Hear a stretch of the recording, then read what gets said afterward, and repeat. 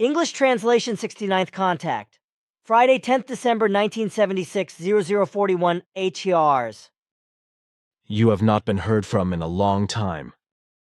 Certainly I was on Era for 3 weeks. Oh, so you could still take a few weeks off? Sure. I am happy for you. May I bombard you with some questions? Just ask. Thank you. I have promised my friend Harold for a long time to ask you about the connections of Easter Island, which you certainly know. Because of the writing here, he wants to know whether you want to decipher it for us? No, I am not allowed to do that, for it would reveal connections that Earthlings are not yet allowed to know. I myself could not even decipher these signs, for they are unknown to me, which is why I would have to pass them on. I will gladly do that for you, but then you would have to keep silent about the result. Not necessary, I do not want to know either, because in and of myself I am already interested in it. But I would probably only burden myself with this knowledge. It is sometimes quite annoying to have to be constantly on my guard that I do not talk about something. But maybe you can reveal the secret of Easter Island to me. In particular, it is about the colossal heads, which are still a mystery to Earth humans today. Nobody knows how they came into being and who created them. May you say something about them? Sure, but I must remain silent about the messages left behind if you yourself do not want to know for yourself which you said earlier. But listen, the Earth human is misguided if he or she wants to make the concerns of Easter Island an isolated concern. The events of earlier times on this island are in direct connection with the country which you still call Tiahuanaco today, as it was called already at earliest time, in spite of past repeated changes. Easter Island and Tiahuanaco are more than 5,000 kilometers apart, and yet they are directly related to each other. However, the history of the connection goes back to very early times and ended only 2,548 years ago, calculated back from today, 1976, Jugger 572 before Emmanuel. As I once explained to you, the last decisive settlement of the Earth by extraterrestrial intelligences took place about 13,500 Earth years ago.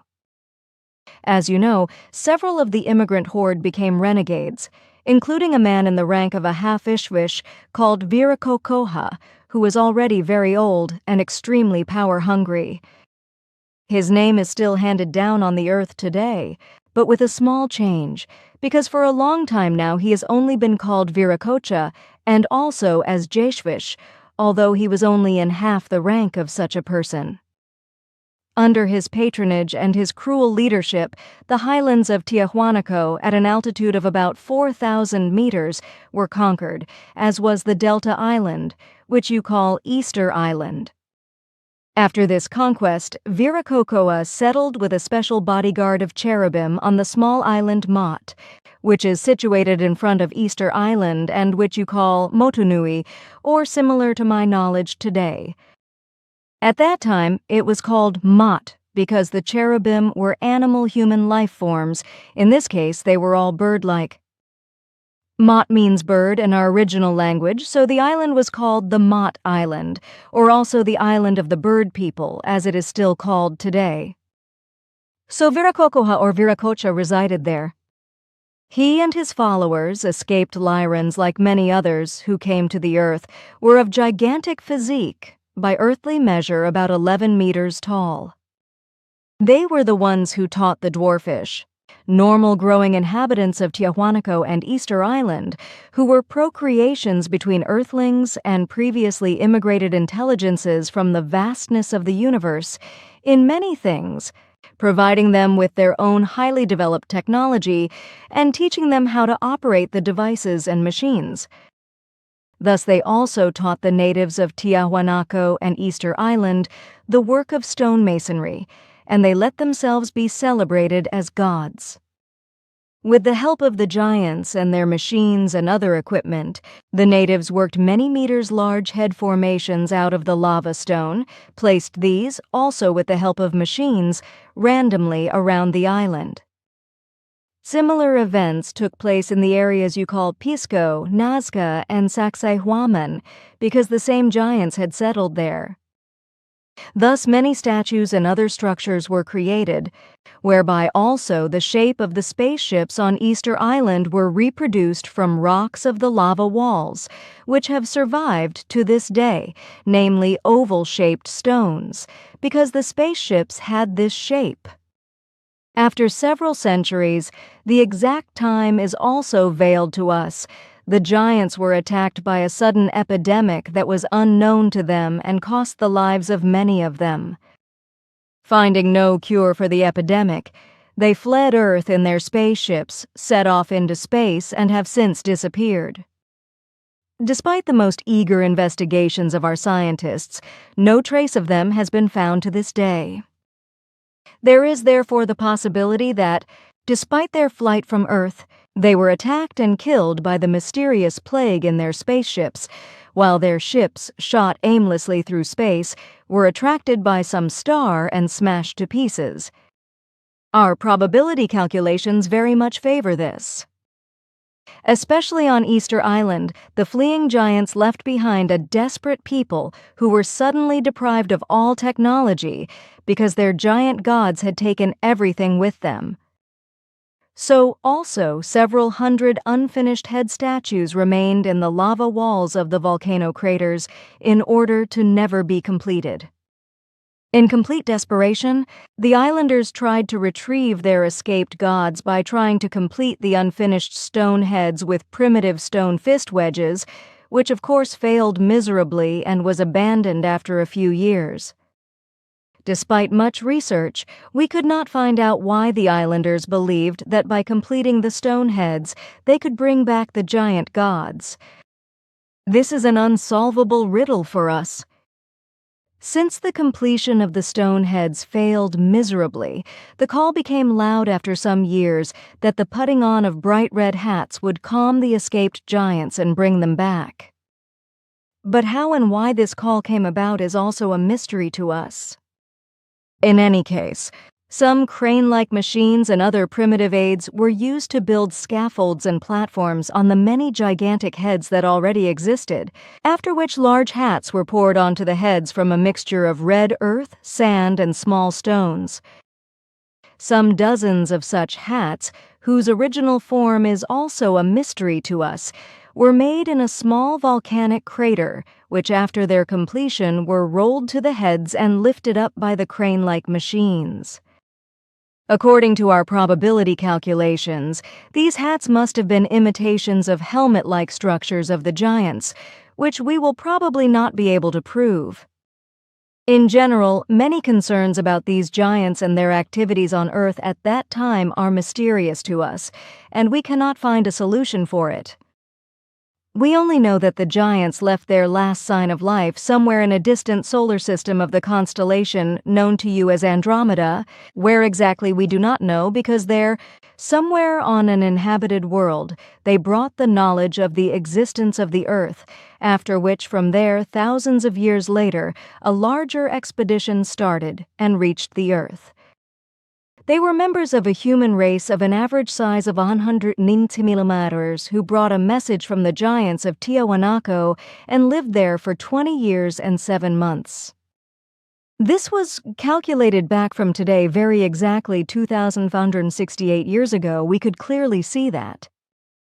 During the nearly 21 years of stay of the Andromedans, unknown to us, they established a quite high culture, built electrical energy centers, whose wiring they laid under the ground, protected by half-pipe channels created by them, over which your scientists still today break their heads because they are not able to fathom their precision manufacture and do not grasp the purpose.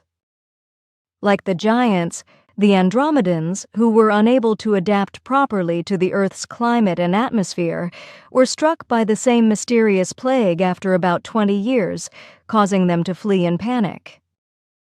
They too have since disappeared, and probably all have perished. This, dear friend, is in broad outline the story around Easter Island, Tiahuanaco, and some other regions. Unfortunately, I do not know more about it. Girl, this is already much more than I expected. Actually, it is a pity that the dear giants have disappeared, because such journeymen we could use quite well on Earth today. Many a might-hungry lout would probably think several times more about it before they launch wars, if there were such giants here. That would probably not be quite so. And why that? If you would see the stonehead formations created with their help, then you could understand it. The stone formations clearly show very sharp, narrow-lipped and pinched mouth parts, unusually low forehead shapes as well as extremely deep eyes. Now all you have to do is say that unusually sharp, straight, and long noses are also part of it. Sure, these are the noses of these stone formations. Ouch, then we miss nothing. I know this type of person very well. I am sorry that these journeymen are giants of all people, because they will give the horror story new fuel about the evil giants, although not all giant races are like that. Which you are right about. Okay, but these giants, were they only in the places you mentioned, or were they, or others, in other places on the Earth? This race stayed exclusively in the areas I mentioned. Further, other races of gigantic proportions populated all continents. Also, cyclopes and titans as well as dwarfs settled on all continents.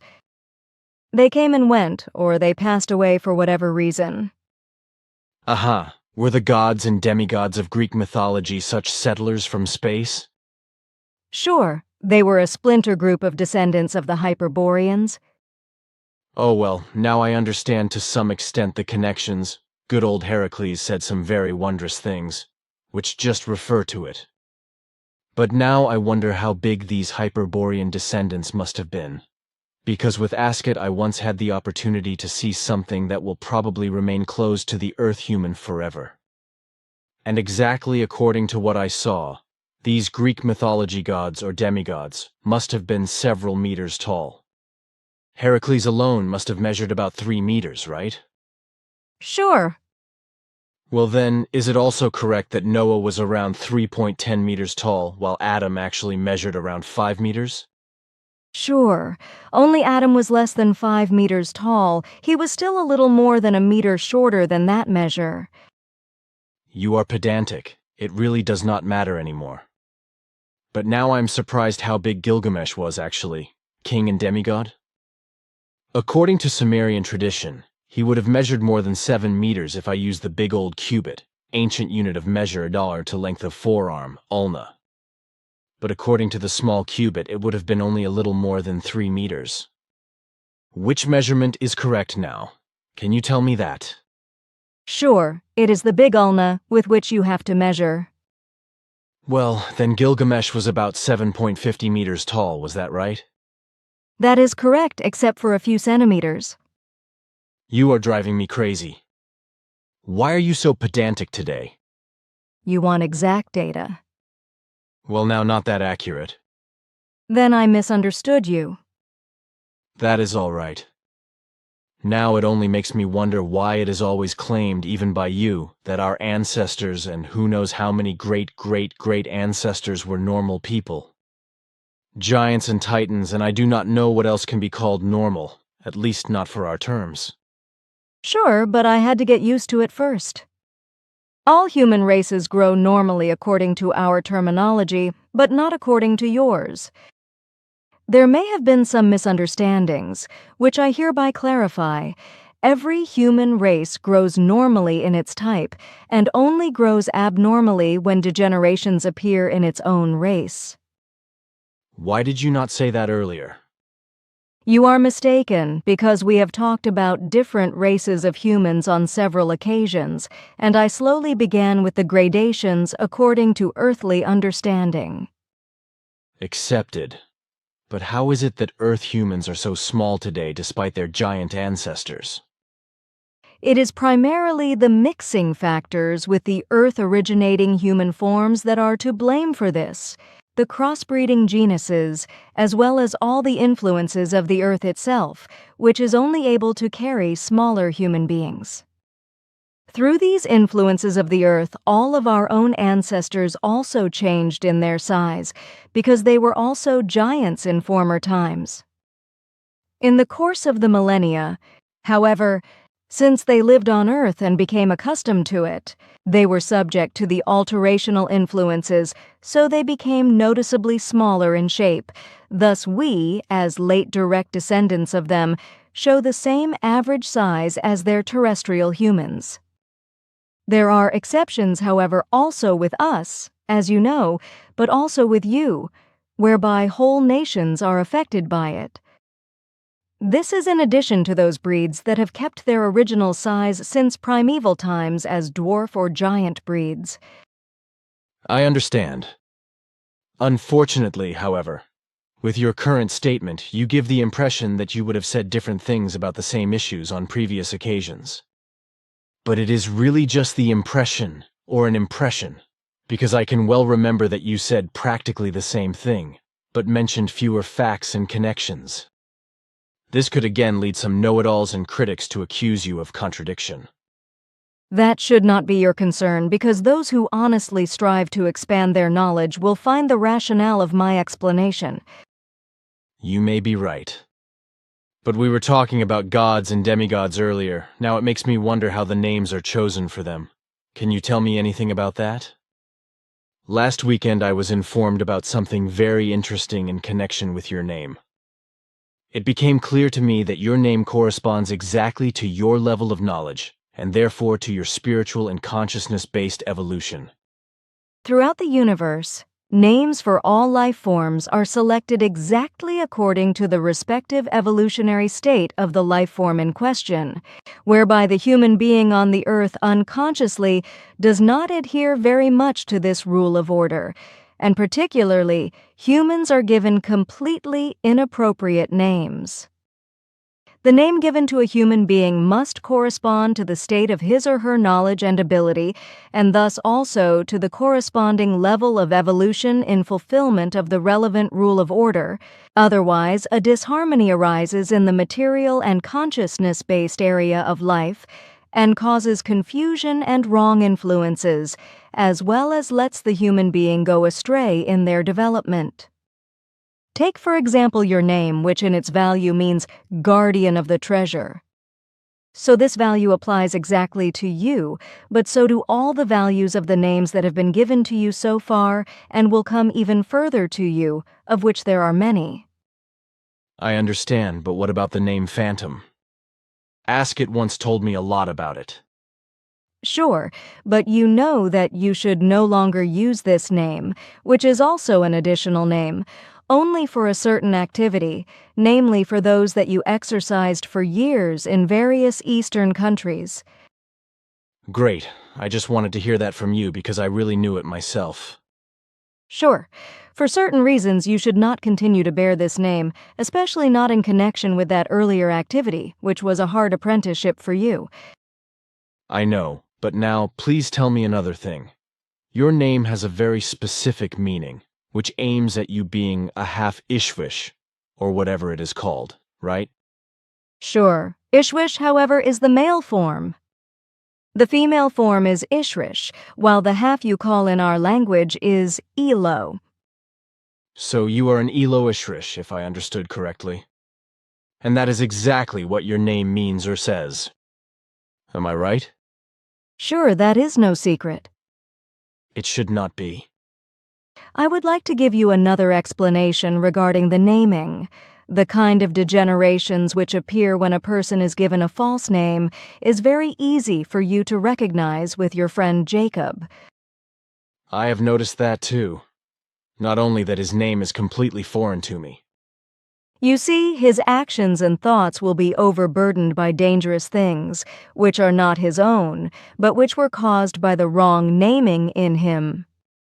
but also the central star influence of the galaxy's central sun, and the planets play an important role for him, which these influences still promote when they approach him, which unfortunately is the case. Unfortunately, I do not know this very well. But I will talk about it with Martin. But I have often thought about Jakob, and also found that his present name is completely wrong, but not simply because I know what one of his former names was, in another personality, in another life. In my opinion and calculation, his name should actually be written and spoken with a C and the end of the name with the letters US, which would then give the meaning protects God or protects the Wisdom King. But just as the name is written and pronounced in the German form, it means exactly the opposite, namely, kills God or kills the King of Wisdom. This is in contrast to the earthly human claim that the name Jacobus means harness holder, etc. You have tried very hard and you have found the exact truth. Well, what about the abbreviation Kobe? I have not been able to find anything out so far. You should not use the name for him anymore. It was good for the early days because he had a lot to learn, but now his full name should be used just as you calculated it, Jacobus. Okay, thanks for the advice. But now something else, namely to do with the center of our galaxy. If I remember correctly, Ascot once told me that this is about 50,000 light-years away from our SOL system, while our science claims that it is only 30,000 light-years. What is true now? The galaxy center, or the galaxy's central sun, is at a distance of 57,000 light-years if SOL is taken as the starting point. Aha, and what does this central sun consist of? I mean, of what matter? On the one hand, these are wild particles, gases and electrons, etc., as well as different atoms, which means that the central sun in its outer forms, is a seething galactic storm still in disordered form, but in the center itself it is a black hole, whereby the atoms, etc., constantly split and produce new connections, which separate in spiral forms from the outer central areas and indeed in gigantic masses. These rotate around themselves in an enormous glowing, dividing themselves further in order to then form themselves into single gigantic clouds and spherical formations, so also develop themselves into sun formations which develop in whole masses in agglomerations. You mean there is never a sun alone? They often develop in heaps, but not every structure of these species becomes a real sun, because many are too small in the mass to develop as such. Others become, in the course of millions and billions of years, which is not rare since their matter condenses, to very compact formations, suns and planets, whereby the planets themselves will produce and one day carry life. However, the formation of planets does not stop there. It has to be said that the planetary formations that are developing capture many meteors, space matter of all kinds and comets, and thus grow into large formations. By that you mean a process like it happens in our SOL system with the solar systems Jupiter and Saturn?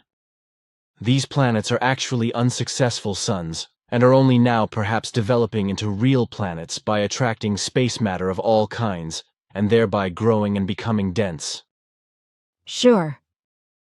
Okay, and how is such a galaxy center formed at all? Such a central sun from which a galaxy develops, I mean. This is very simple, namely by the immeasurable agglomerations of neutrinos, particles, gases and electrons drifting everywhere in space, as well as the different atoms, etc., which agglomerate, transform and change, form new processes, heat up tremendously in the course of time, and thus condense and finally, driven by the heat in the cold of space, which acts like a recoil, get into rotation and condense even more. I can understand that, even if I am not a physicist. These squibblers will deny your explanation anyway because they always want to be smarter. But now a question about the universal central sun and the origin of the matter that is chasing through space. Where does it come from? What is it made of, and what actually is the universal central sun? One cannot see it from the Earth. Where is it? These are many questions at once, but they are connected. The matter whirling through free space and the actual space matter are the direct condensed product of the central sun of the universe. This, in turn, is the origin of all growing fine material and coarse material matter, which in finer form also includes the gases as well as the electrons, neutrons, neutrinos, and all other elements, etc. The central sun of the universe itself does not correspond to the same substantive form as a central galaxy sun, but rather it still consists of pure spiritual matter or energy, which, however, already creates flake-like condensations, whereby, however, it still corresponds, as said, to pure spiritual nature. That is to say, it still does not show any coarse material manifestations. This spiritual matter has a milky whitish color and is already visible to humans as light, because spiritual matter in this form is light.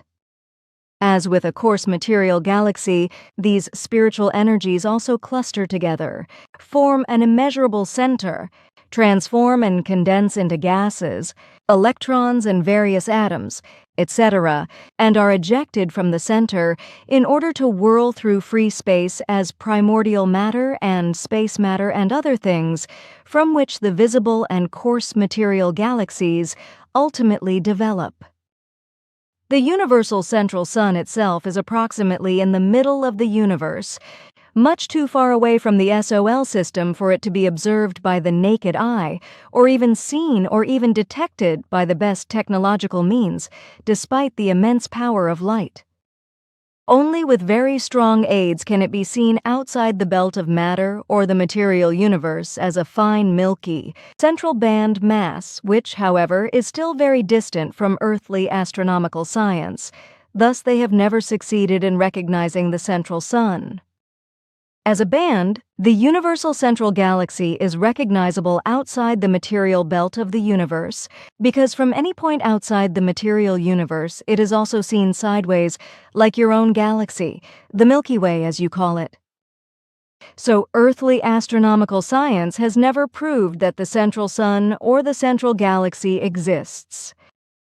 From the Earth, the central galaxy does not appear like an immeasurable great lightning bolt, which continues to expand, as it is claimed, whereby it is also assumed that this lightning bolt is equivalent to the Big Bang effect, which is nonsense. Of course, because the noticeable lightning appearance has nothing to do with it, because in reality it is the flashing luminosity of the transformation belt, through which the fine matter is formed into the coarse matter. Fantastic, but where does this spiritual matter or energy in these flakes of light come from, or how you call them? You are very illogical, because you have the knowledge about it. Of course, because Genesis says it clearly and unambiguously. But I am not asking for myself, but for all those who do not yet possess this knowledge. Then your question is of justification. Then I ask logically after all. Sure. Therefore, the flakes of light, as you just said, are pure condensed spirit energies, starting from the creation, originating from its will-created ideas. Beautifully put. But now explain what creation actually embodies in and of itself. I think that it is not a human or other material being, or an individual ethereal being, but simply the universal consciousness. With this, you have already given the explanation. I cannot explain any more about it because our knowledge is limited in this respect as well. Creation is the same as universal consciousness, which directs, thinks, and rules in the being of consciousness, as a double spiral egg formation, which at the same time forms the universe in its seven-belted growing extension, whereby the double spiral arms live, pulsating as spiritual energy and rotate against each other. We do not have more knowledge about creation itself. Like you, we only know the causes and the effects, the existence and the laws and recommendations, but nothing more. I should not have asked you about it. You seem to be somber now. Your question once again made it very clear to me how little we know despite our enormous knowledge. Do not be dejected about it. Maybe you know about my next question. Private matter? In this science, the human beings of the Earth are still very ignorant. You do not answer my question. It is also very illogical. I do not understand what you actually want to ask. Unfortunately, the question does not come from me, and I only always understand the main meaning. Just answer the question the way I put it. If something else is meant, then the questioner already answers and complains. Private matter, answer. Thank you. We will see whether that reply corresponds with what was meant. But now something very important.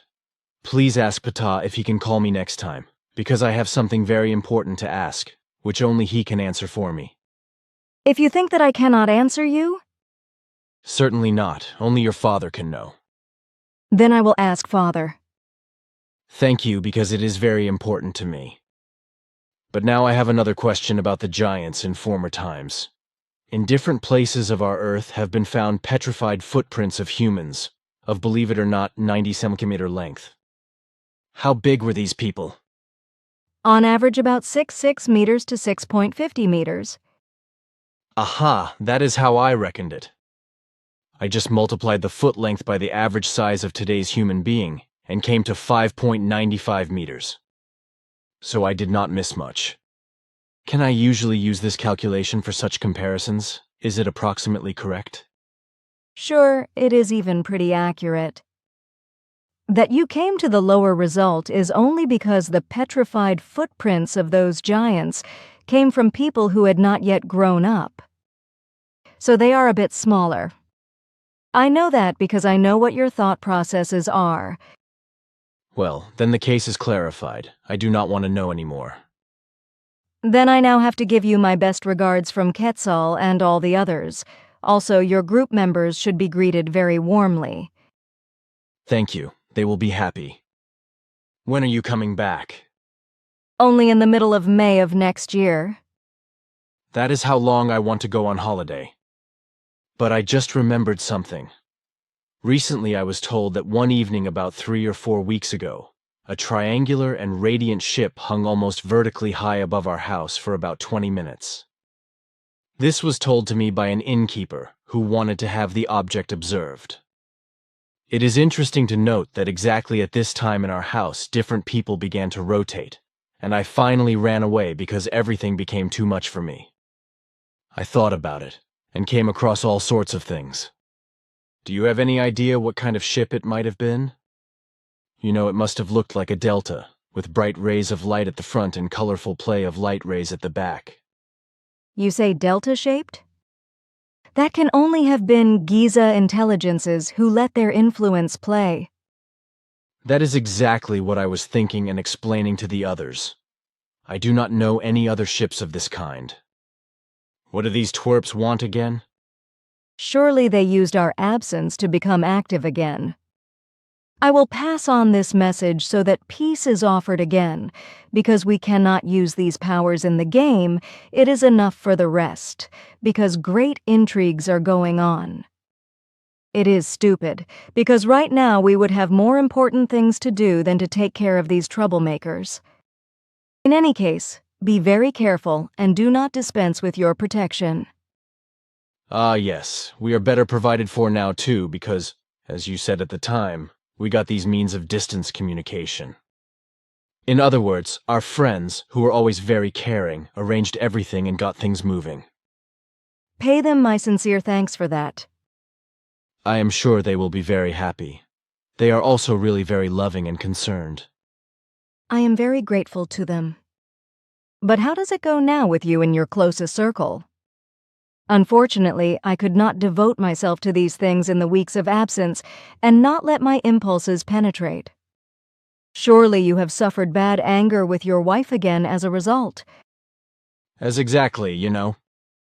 It really was like that. It was a great need for me to try again immediately after my return. I noticed that because when you came back my wife suddenly changed again, for the better.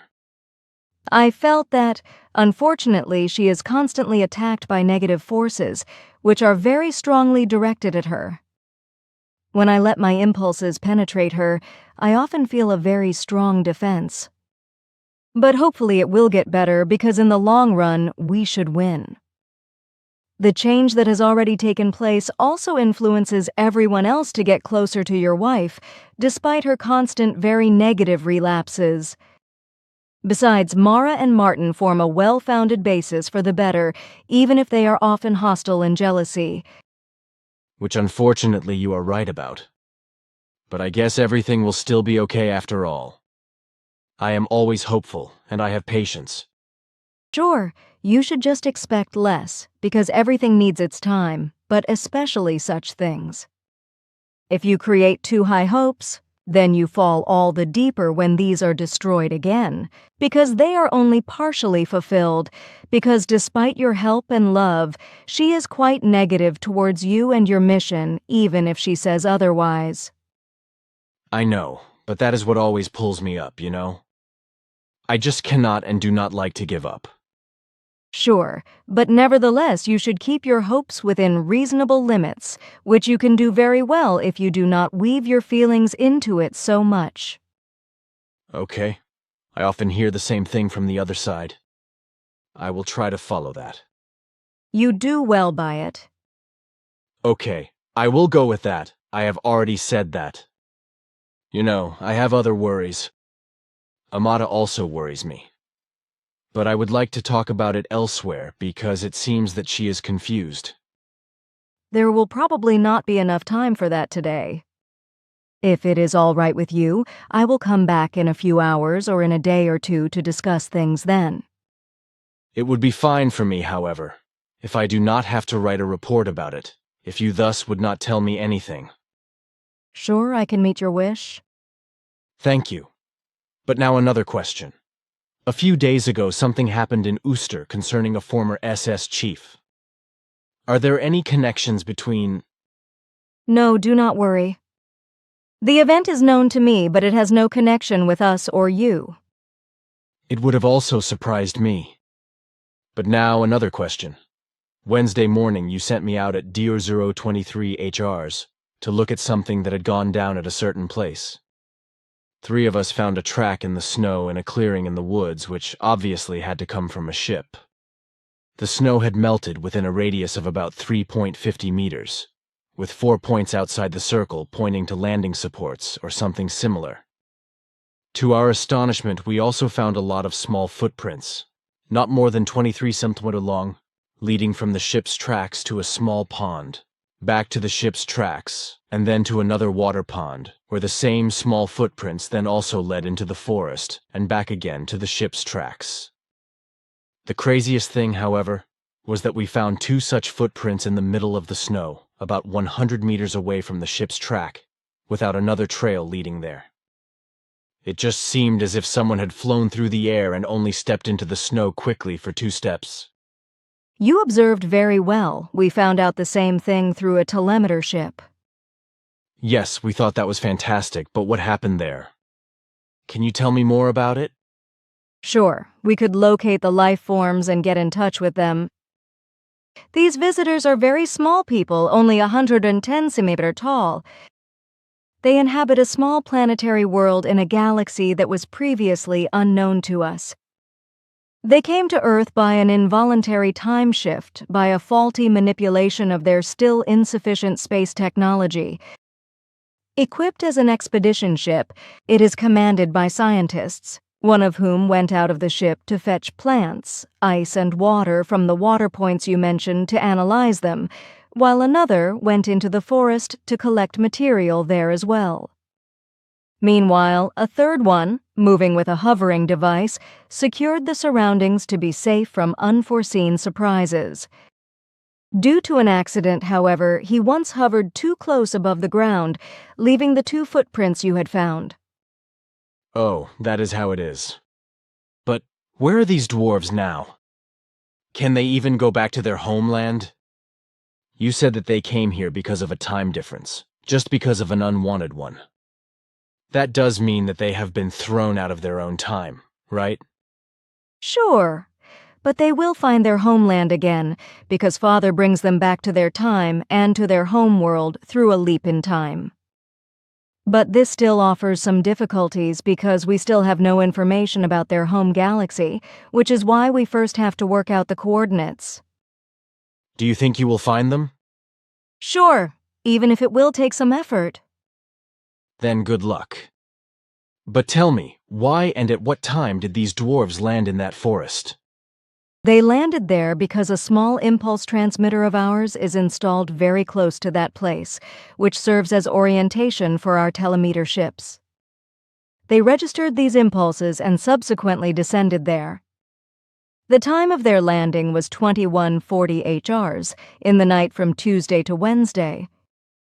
So that would have been on... Wait a minute. Yes, on the 7th of December. Sure. Well, we already wondered about these dwarves. We even thought that children might have been floating around, but the tracks to the water ponds and the individual tracks in the snow spoke against it. I also calculated on the basis of the footprint size that they must have been creatures of about 120 centimeter, which is why we could not exclude children from our assumptions. You calculated very well. There is only a difference of 10 centimeters. That may be, but I think I have to go. My friends are waiting by the cars and I am sure they are freezing pretty badly. Then go back. I will call you again. Shall I send you today's report? Gladly, yes. Now take care, girl. Only 3 more questions under exclusion of the public, which you want to answer me please in the same way.